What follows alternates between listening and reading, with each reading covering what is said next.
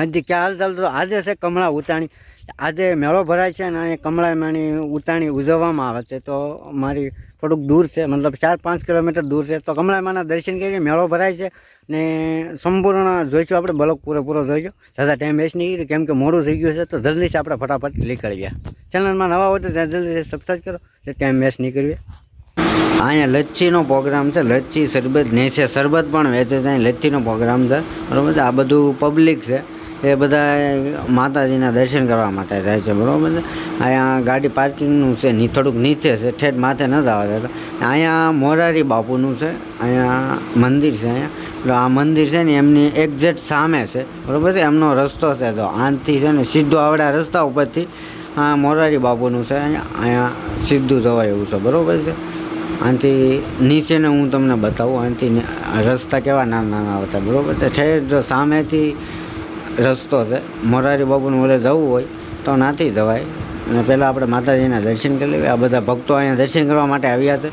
તો કોમેન્ટમાં જય કમળામાં લખવાનું ભૂલશો નહીં અને ચેનલમાં નવા હોય તો જલ્દી સબસ્ક્રાઈબ કરી લો। આવા જ નવા વિડીયો જોવા મળી રહે। તો આપણે માતાજીના કમળામાંના દર્શન કરી લેવી, પછી અહીંયા કમળા ઉતાણી મતલબ પકડાવવાની છે, ટૂંક જ સમયમાં પકડાવવાની છે। તો એ પણ આપણે આ વિડીયોમાં જોઈશું। તો વિડીયોમાં બની રહેજો ઠેઠ સુધી।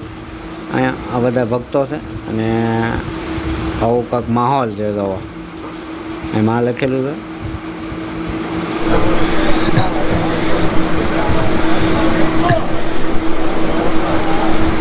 બધા પબ્લિક તો ભેગું થઈ ગયું છે। ટૂંક સમયમાં હવે હમણાં અહીંયા પકડાવવામાં આવે છે, બરાબર છે। તો કોમેન્ટમાં જય કમળામાં લખવાનું ભૂલશો નહીં અને જોવો બ્લોગ પૂરો।